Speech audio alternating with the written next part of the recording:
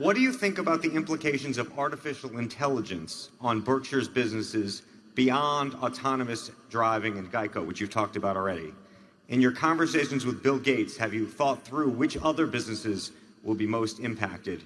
And do you think Berkshire's current businesses will have significantly more or less employees a decade from now as a function of artificial intelligence? Well, we've mixed a couple questions together. Yeah. I certainly have no special insights on artificial intelligence, but I will bet a lot of things happen in that field in the next couple of decades and probably a shorter time frame. They should lead, I would certainly think, but again, I don't bring much to this party, but I would certainly think they would result in significantly less employment in certain areas, but that's good for society. And it may not be good for a given business, but let's take it to the extreme. Let's assume one person could push a button and essentially, through various machines, robotics, all kinds of things, turn out all of the output we have in this country. So there's just as much output as we have. It's all being done by, instead of 150 some million people being employed, one person. Is the world better off or not? Well, it certainly would involve less hours a week of work per week and so on. I mean, it would be a good thing, but it would require enormous transformation in how people relate to each other, what they expect of government, all kinds of things. And of course, as a practical matter, more than one person would keep working. But pushing the idea that way is one of the, you'd certainly think that's one of the consequences of making great progress in artificial intelligence. And that's enormously pro-social eventually. It's enormously disruptive in other ways, and it can have huge problems in terms of a democracy and how it reacts to that. It's similar to the problem we have in trade, where trade is beneficial to society, but the people that see the benefits day by day of trade don't see a price at Walmart on socks or whatever they're importing that says, you're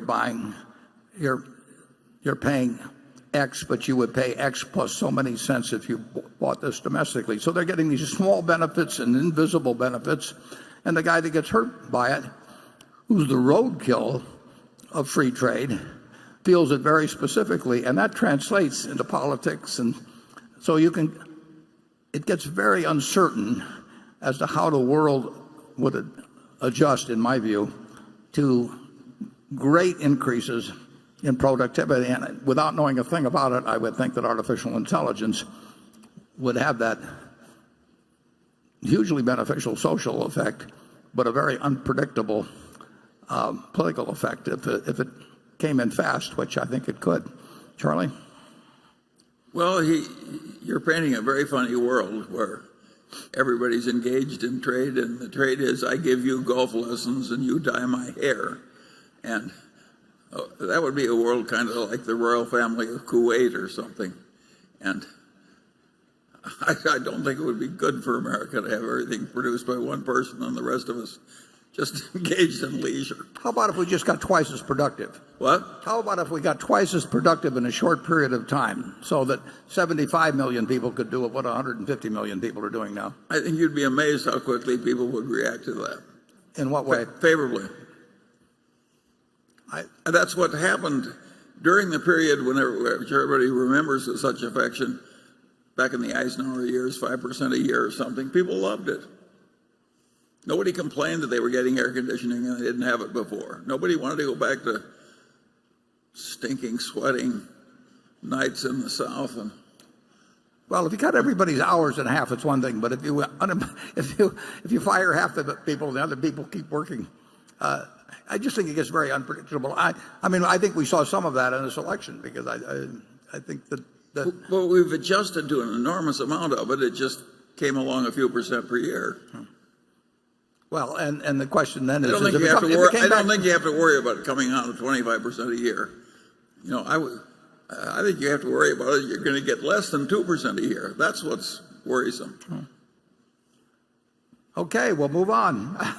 But it will be it's an absolutely fascinating subject to see what happens with us, but it gets very, very hard to predict. If in some way, we've got 36,000 people, say, employed at GEICO, and if you could do the same, perform all the same functions, or virtually all the same functions even, and do it with 5 or 10,000 people, and it came on quickly, and the same thing was happening in a great many other areas. I don't think we've ever experienced anything quite like that, and maybe we won't experience anything like it in the future. I don't know that much about AI, but I don't think you have to worry about that. well, that's because I'm 86. It's not going to come that quickly. Thank you. Well, 2 questions. Machine intelligence. I'm afraid the only intelligence I have is being provided by something that's not a machine. And I don't think I'm going to learn machine intelligence. If you ask me how to beat the game of Go with my own intelligence, I couldn't do it. And I think it's too old for me to learn computer science.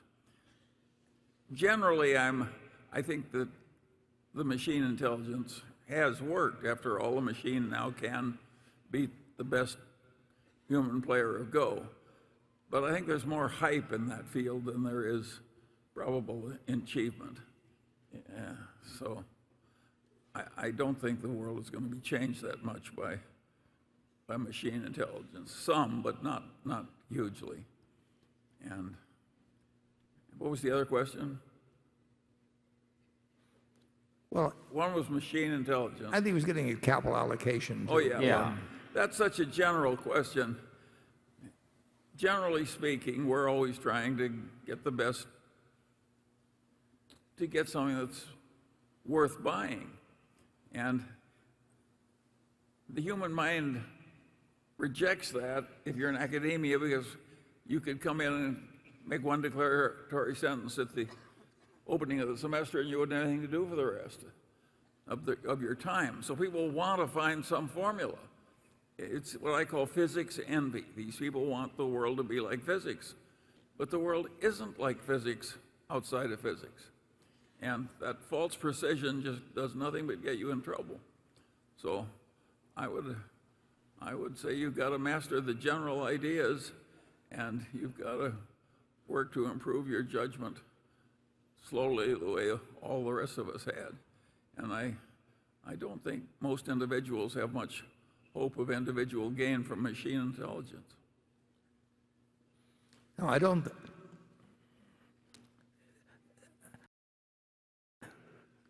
I'm impressed when machines beat Go or something of the sort, or even win the chess or whatever it may be.